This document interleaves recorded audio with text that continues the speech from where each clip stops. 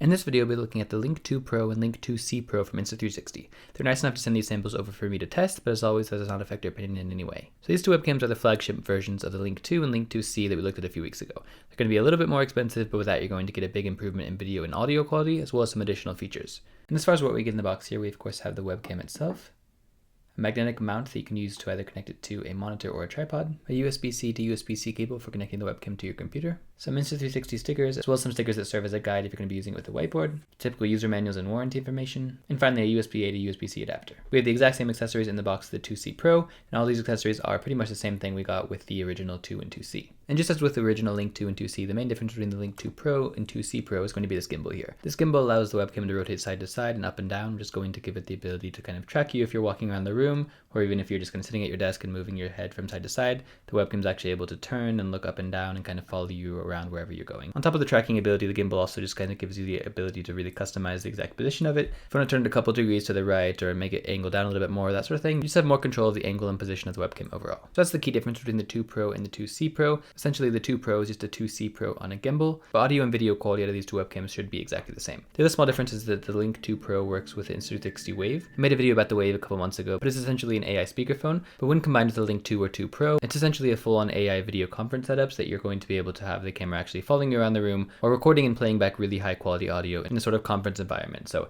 you're not going to get that compatibility with the 2C or 2C Pro, but if you don't need either of those features, then you probably want to save a little bit of money and just go with the 2C Pro or even just the standard 2C. So getting into what's new with the Pro models, by far the biggest difference is going to be in the video and audio quality. This is thanks to the larger sensor on the Pro models. It's now 1/1.3 inches instead of a 1/2 inch sensor.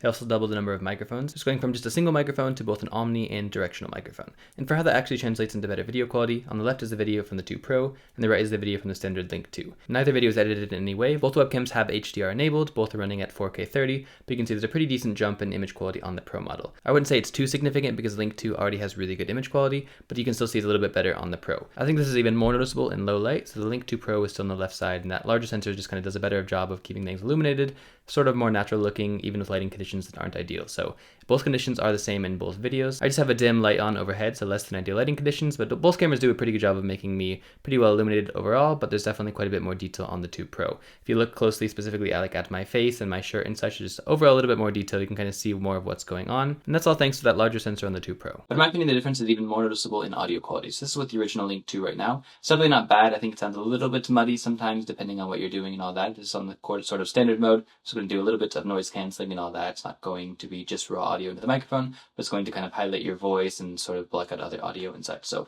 go ahead and type on my keyboard so you can see. Shouldn't really be able to hear that at all. But it does a pretty good job of noise canceling overall, so it's going to be good for sort of office environments, that sort of thing. But again, it's just the standard audio on the original Link 2, and I'll go ahead and compare it now to the Link 2 Pro. And this is the audio in the Link 2 Pro. So in my opinion, it's much better. It definitely sounds a lot more natural, a lot clearer. It's still in that kind of standard mode. It's going to do a little bit of noise canceling, so I'll do the same test and typing on the keyboard. Can't really hear that or anything because kind of, again, just canceling what it thinks is should be canceled. It's going to be enhancing my voice a little bit and all that. So again, same mode, same everything else, just that additional microphone on the Link 2 Pro. I think really helped just do a good job of improving the audio quality overall. So in my opinion, that's a much bigger difference than the image quality. The image quality, of course, is a little bit better on the Link 2 Pro, but there's much better audio quality. And I think that's almost even more significant in meetings and things like that. So in addition to improved audio quality, the dual microphones also grant us all these new different audio modes. So on the original Link 2, we just had a few different modes that kind of essentially changed how the noise canceling worked. But on the Link 2 Pro, we can actually change how the webcam uses its dual microphone. So this is the standard one. This is what we did for the audio test and everything, just kind of a general balance of everything.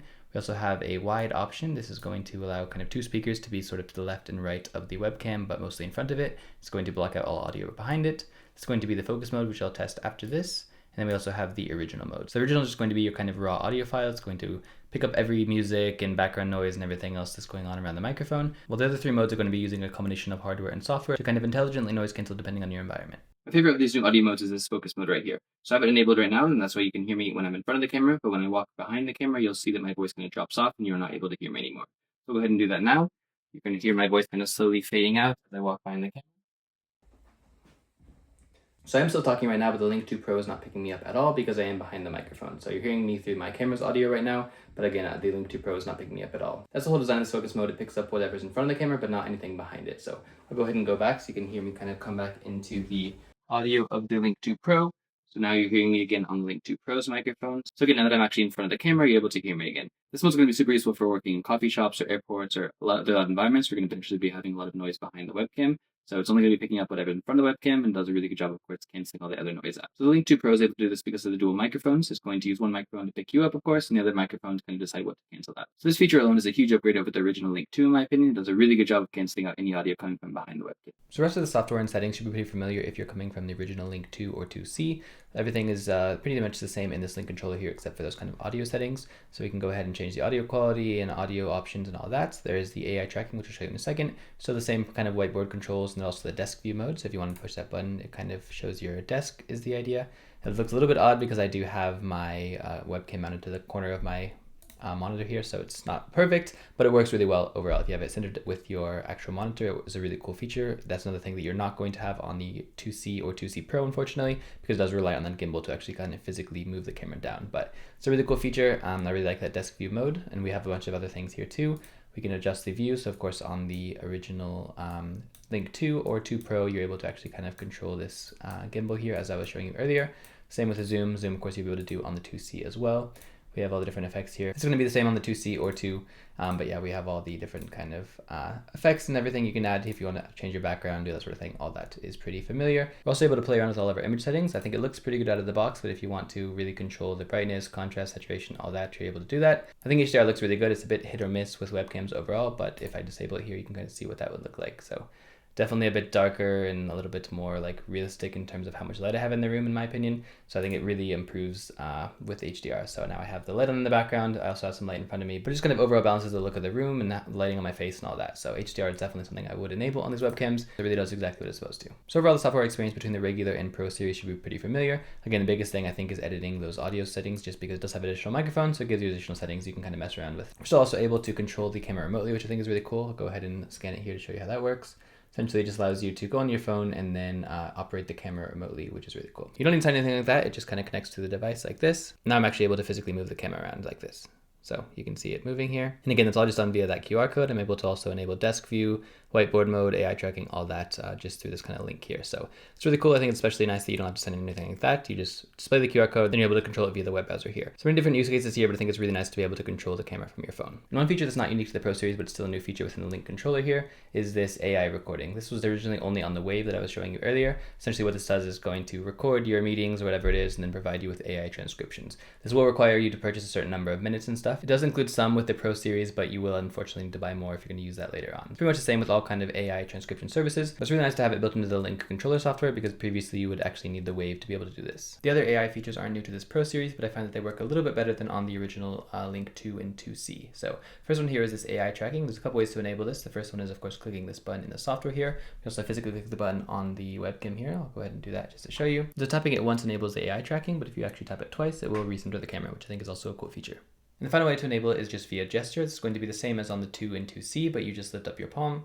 It's going to recognize that and enable AI tracking automatically. So from here, it's going to, of course, follow you around using that gimbal. I'm able to actually kind of get up, walk around, and it's going to follow me really well. Even with this kind of camera here in the way, it's going to do a really good job of actually following me around the room and all that. So it's going to be really useful, especially if you're going to be in a conference room or something similar. Of course, you're going to be walking around the room. It's going to make sure you're always in frame, which is nice. So if I sit back down, it's going to recenter me here, just like that. So yeah, I think it's really useful, especially in bigger rooms. If you're sitting at your desk, it's not as practical, but even if I like lean over or something, it's still going to track me and all that. So it's definitely a really nice feature, and it's very easy to enable it and disable it just by holding up the palm of your hand. The 2C and 2C Pro have a similar feature called auto framing. This isn't going to be exactly the same because of course it doesn't have the gimbal. You need to kind of like physically move it to be able to adjust the angle and all that. But this auto framing kind of zooms in, as you can see, and it will sort of use that to frame it. So right now it's zoomed in, but if I move around, it's actually going to still be able to track me and all that. So not exactly the same. You're going to get a little bit reduced quality and such because it is actually zooming in on the existing image, but it's still nice to be able to kind of keep your subject framed and all that if you would like to. Again, not as well as the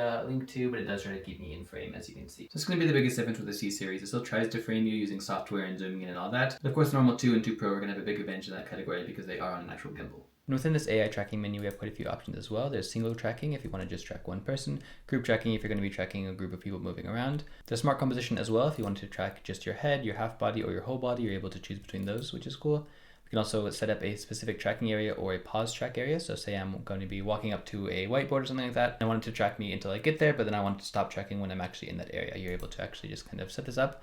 I'll go ahead and draw one here. So for example, if I'm going to be walking over to my globe and showing that globe there, it's going to track me as I'm walking there, but it's going to pause while I'm sitting there and then start tracking me again when I leave that area. That's mostly going to apply if you want to be showcasing a specific item and you don't want it to be kind of all moving around a little bit while you're standing around that area. So that's nice to be able to enable that as well. It's a good new feature. And we can also customize the overall tracking area. So if you don't want it to track you when you're in this half of the room, for example, you're able to set all that up, and so it just kind of helps you with the privacy and all that. So of course, all your different settings will depend on your use case, but it's really nice to be able to customize when it's going to be tracking you, when it's going to pause, if you want to track just your head, your whole body, all that. Another gesture that I think is a little bit more gimmicky, but still works, is to be able to zoom in and out. You can just hold up your L like this. It will zoom. If I go down, it will zoom out. So go ahead and zoom back in like this, just kind of slowly. Then now it's like that. So it's actually pretty useful, I think. It works a lot better on this camera than it did on the original two, but I will say it's still a little bit gimmicky in my opinion. If you really want to zoom in and out, you can of course just like go in settings and do that, but it is nice to be able to just kind of hold up a gesture and then zoom when you want to. And the final gesture is just for enabling whiteboard mode. That's going to make sure that your whiteboard's in focus and then what you're writing on it is very clear and all that. And to enable that mode, you just put up a peace sign. The camera will recognize it, and then it will enable the whiteboard mode and start scanning for a whiteboard. So that wraps up all the AI and software features, but another thing I wanted to show you is it's very easy to use these cameras on a tripod. The magnetic mount they come with is great for mounting them on top of a monitor, but it has a tripod threading on the bottom as well, so if you want to use it with a tripod, it's as simple as twisting the mount onto the tripod and then attaching the webcam. But now I'm attaching it to an Insta360 tripod, which is sold separately. But if you're using this tripod or a similar one, you can also make the camera mounted vertically. The software fully supports this, so I think it's really useful if you're going to be using FaceTime often, or if recording, or even if you're going to be using TikTok or something like that, because it is a kind of quality webcam that's actually able to kind of replace a normal camera in my opinion. So I think it's super useful to be able to use the cameras vertically. This isn't a feature new on the Pro series, but it's definitely still worth mentioning. And what's even cooler is if you're using it on the 2 or 2 Pro, it still fully supports the gimbal and tracking and all that. So even though it's mounted vertically, you'll still get all those tracking features, so you're going to be able to walk around the room and have it follow you and all that. So I think that about wraps it up for the new Link 2 Pro and 2C Pro from Insta360. While I wouldn't say there's any new particularly groundbreaking feature, both cameras are just definitely better in every way than the original Link 2 and 2C. The bigger sensor size means you have much better image quality, especially in low light, and for me the biggest improvement was audio. The dual microphones really do a good job of A, cancelling out noise behind you if you want them to, but also just for improving the crispness and overall audio quality. Both cameras feature the same privacy settings as the original Link 2 and 2C. On the Link 2 and 2 Pro, you physically face it down to move it into privacy mode, and on the Link 2C and 2C Pro, you do have an actual built-in shutter. So both are very good for privacy. I've seen many webcams that don't have any kind of shutter at all, so it's really nice that they thought of this. Both the image and audio quality are exceptional, as I've shown you. We've come to expect this from Insta360, but it's nice to see it improved upon even further in these flagship models. There's only a few webcams out there that you could really use to create content, but this is definitely one of them. The Pro series also has native support for the Elgato Stream Deck, so if you want to set up multiple webcams and be able to control the angles and modes and all that really easily, you're going to be able to do that through the Stream Deck, which adds even more convenience for content creators. Of course, it's not going to be replacing a DSLR or anything similar, but given the form factor and convenience, it's still very impressive. I think this quality combined with the software and AI features baked into it make it easily one of the best webcams on the market. As far as my recommendations go, I would say the Pro series is probably almost overkill for most people. Definitely is better audio quality and better image quality, but at the same time it costs $50 more per camera. I think the original 2 and 2C already deliver really good quality for a webcam. So if you really want the best quality available, you can get this Pro series, but considering they don't really add too many new features or anything else that's really groundbreaking, I would say the original 2 and 2C will be good enough for most people. I'd really only recommend the Pro series if you're going to be using it for recording or streaming or things like that, where you really need the absolute best quality, or if you're just someone who wants the best product available. For the average person just looking for a nice webcam, it's probably better to save a little bit of money, get the regular 2 or even 2C, and use the money saved to invest in a different part of your setup.